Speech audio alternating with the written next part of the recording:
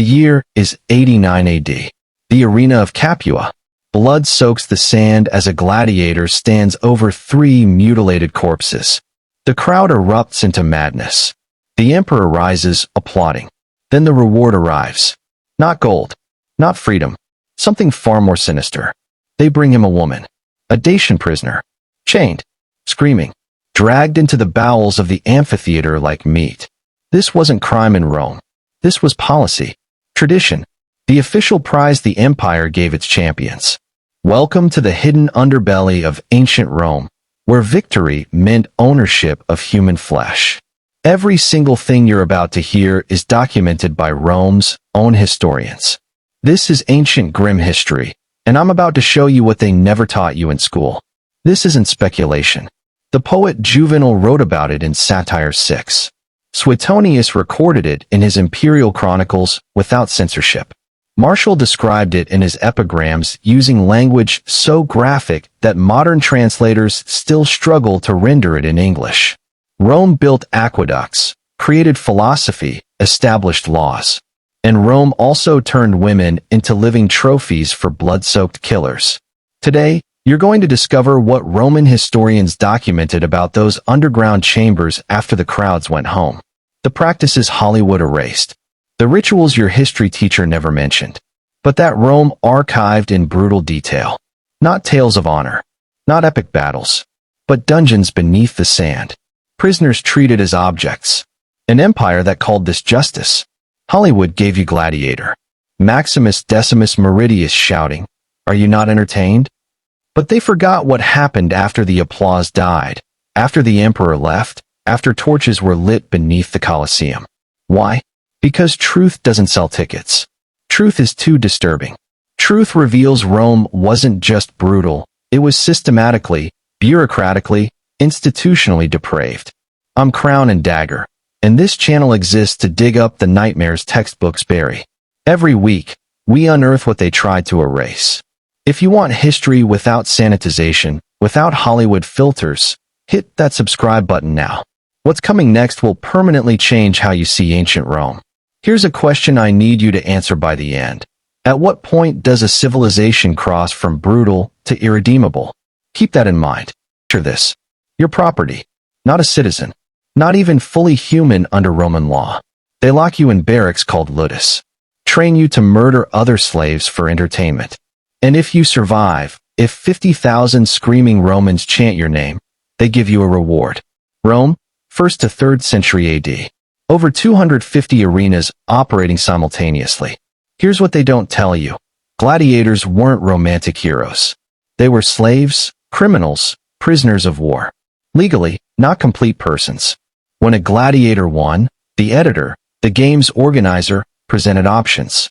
Money, wine, a clean bed, or something called Victoria Carnalis. Suetonius documents it. Tacitus mentions it. Cassius Dio records it. Victoria Carnalis. The carnal victory. It meant access to female prisoners of war.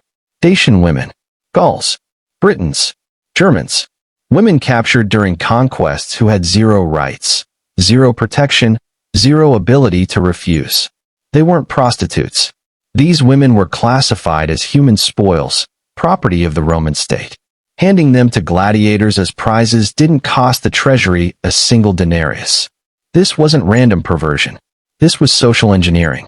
First, gladiators risked their lives entertaining the empire. Rewarding them without spending gold was economically efficient. Second, publicly humiliating women from conquered peoples sent a psychological message to every corner of the empire. Look what Rome can do. We don't just defeat your armies. We take your daughters, your wives, your priestesses, and give them to our slaves as toys. Not even your women are safe. Philosopher Seneca attended these games and wrote something chilling. I come home more greedy, more cruel, more inhuman, because I have been among humans. Rome had industrialized brutality. They turned horror into paperwork, suffering into entertainment, atrocity into routine. Everything was documented, archived, recorded. So what actually happened in those chambers?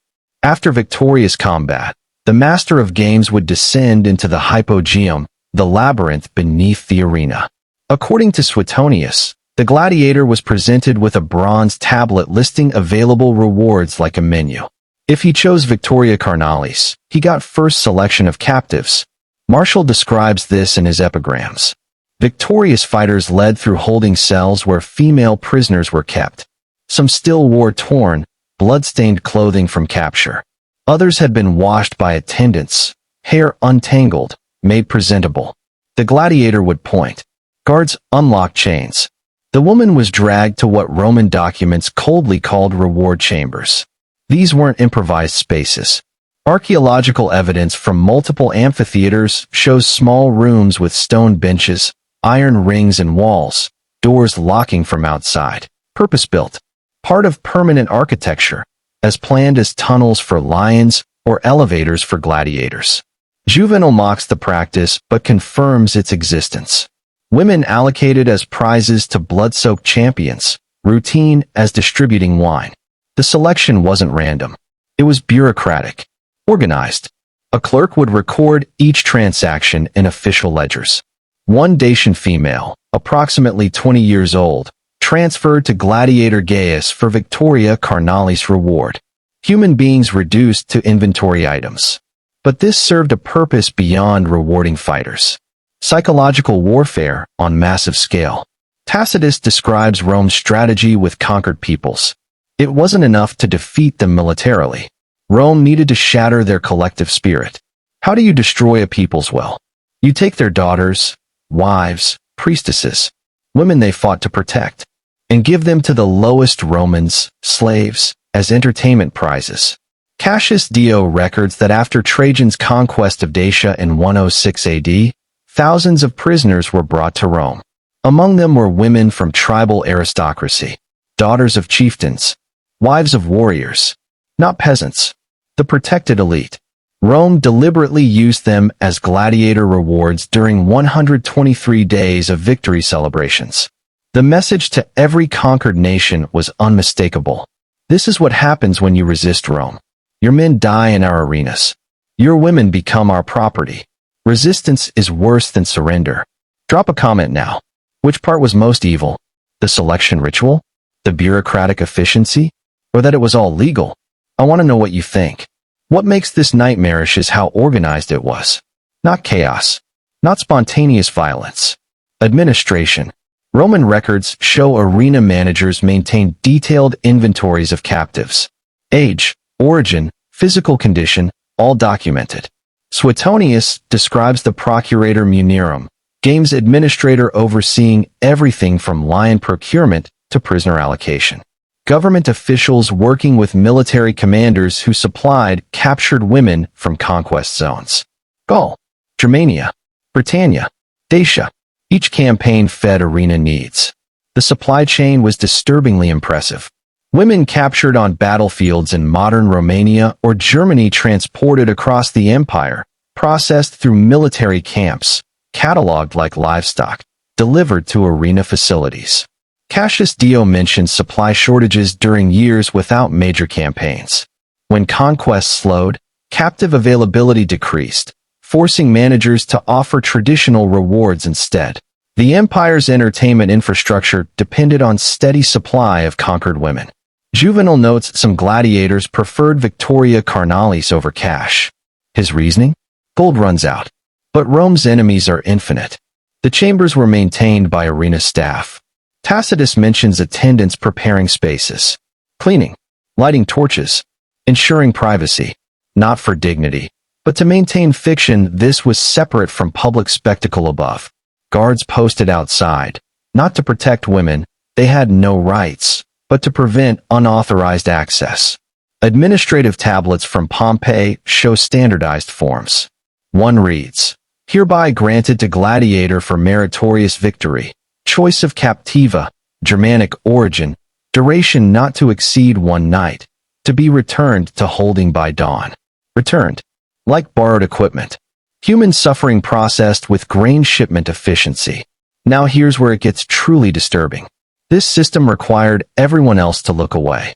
Seneca wrote in letters to Lucilius about sitting among Roman citizens. Fathers with sons, mothers with daughters, all watching. Nobody objected. Why? Because Roman society normalized this through dignitas, social honor. To publicly object to imperial practices meant questioning Rome's right to rule. That meant losing your dignitas. Social death, economic ruin, exile, worse. So thousands watched in silence while conquered women were dragged beneath sands. Tacitus records one incident during Tiberius' reign. Senator Marcus Valerius publicly questioned whether certain arena practices aligned with Roman virtues. Within a month, accused of treason. His family stripped of property. He died in exile. The message was unmistakable. Watch, cheer, or stay silent. Juvenal describes senators bringing entire families, including young daughters, deliberately exposing them to horrors from childhood. Socialization through spectacle. Teaching the next generation this was normal, acceptable, the price of empire. Suetonius mentions Claudius executed 3 citizens who left the arena during executions. Not because they protested, simply because leaving implied disapproval. Staying meant complicity. Leaving meant potential rebellion. The system trapped everyone. Gladiators were slaves with no choice. Prisoners were property with no rights. Citizens were complicit witnesses afraid to object. Martial describes a father explaining to his son why a Dacian woman is dragged away. She came from people who resisted Rome. This is what happens to Rome's enemies. The child learns. The cycle continues. But not everyone stayed silent forever. Cassius Dio documents an incident during Commodus' reign in 192 AD. Commodus, obsessed with gladiatorial combat, began selecting captives as rewards. But he expanded beyond prisoners of war. He used daughters of political enemies, Roman citizens.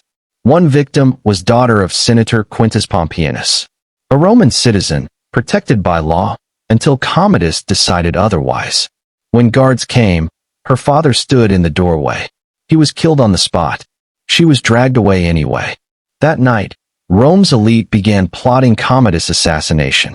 Not because of tyranny generally, they tolerated that for years, but because he'd crossed the line between conquered foreigners and us. Not morality. Self-preservation.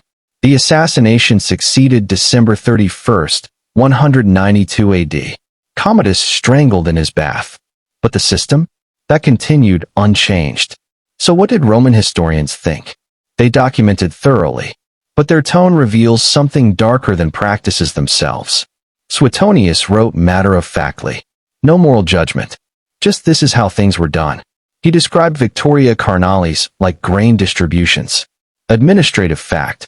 Martial's tone was satirical. Mocking. His target wasn't the system. It was hypocrisy of Romans pretending to be civilized while doing this. In Epigram 9, Rome claims to bring civilization to barbarians. But what civilization teaches men to celebrate suffering? He wasn't demanding change. He was pointing out contradiction. Tacitus came closest to condemnation, describing Nero's treatment of Christian women. Even for enemies of the state, the punishment exceeded justice. That phrase was as close as a Roman historian could come to saying this was wrong, without treason accusation. Juvenal used satire as weapon. Satire 6 brutally takes down Roman society's treatment of women. But none called for it to stop. They documented it, critiqued it, satirized it, but accepted it as unchangeable reality. Seneca came closest to genuine horror. In letters, I attended midday executions expecting something entertaining. It was quite the opposite. Gladiatorial combats were mercy compared to what followed. But even Seneca offers no solution. Just I came home a worse man. What does it say when greatest thinkers document horror without demanding change? Why does this matter 2,000 years later? Because it teaches something terrifying about power and normalization. Rome wasn't uniquely evil. Many ancient civilizations practiced slavery, conquered enemies, executed prisoners. But Rome was uniquely efficient at institutionalizing evil, turning brutality into bureaucracy, making horror routine. They built systems around atrocities. Infrastructure, supply chains, administrative forms. They made suffering banal. Hannah Arendt coined the banality of evil studying the Holocaust. But she could have described Rome. When clerks process human suffering like grain shipments, When citizens watch horror without objecting, when intellectuals document atrocities without demanding change, evil becomes normal. And once normal, it becomes invisible. Roman citizens didn't think themselves monsters. They thought themselves patriots enjoying imperial entertainment. Gladiators didn't see themselves as perpetrators. They saw themselves as powerless men grabbing brief power in a system that owned them. Historians didn't view themselves as complicit. They saw themselves as objective observers. Everyone had a reason, a justification, and 400,000 died in arenas over 4 centuries. The lesson isn't that Rome was evil. The lesson is systems can make evil normal. Bureaucracy can make horror invisible. Everyone can be complicit while thinking innocent. As Martial wrote, Rome didn't fall because it was weak. It fell because it forgot what strength without cruelty looked like. The gladiators are gone. The emperor's dust. The crowd silent. But ruins remain. And carved into those stones is a warning. A civilization that turns suffering into entertainment eventually runs out of both. So that's what Roman historians revealed about gladiators and female prisoners. Not Hollywood's version, not sanitized textbooks, but what Juvenal, Martial, Suetonius, Tacitus, and Cassius Dio actually documented. The practices they witnessed, the system they described, a bureaucracy of horror where women became inventory items, where suffering became routine, where an empire convinced itself cruelty was civilization. The Colosseum still stands. Tourists take photos. Guides tell stories of brave gladiators and epic battles. But beneath that sand, in those underground chambers, history whispers different truth. Power without limits doesn't just corrupt. It perverts. It turns human beings into commodities, suffering into spectacle, silence into complicity. But what you just heard happened in the arena. In public, with 50,000 watching. There was something worse. What Emperor Caligula did in his palace. In private, with wives of his own senators. They weren't foreign prisoners. They were Roman women from elite families. And he forced their husbands to watch, to listen, to participate. The video on screen now reveals the 7 rituals Caligula organized behind closed doors. Practices so disturbing, even Roman historians hesitated to write them down. If you've made it this far, you want complete truth, unfiltered and uncensored. Click that video now. Leave a comment telling me which part disturbed you most. And subscribe to Ancient Grim History, because we're just getting started. I'll see you in the next nightmare.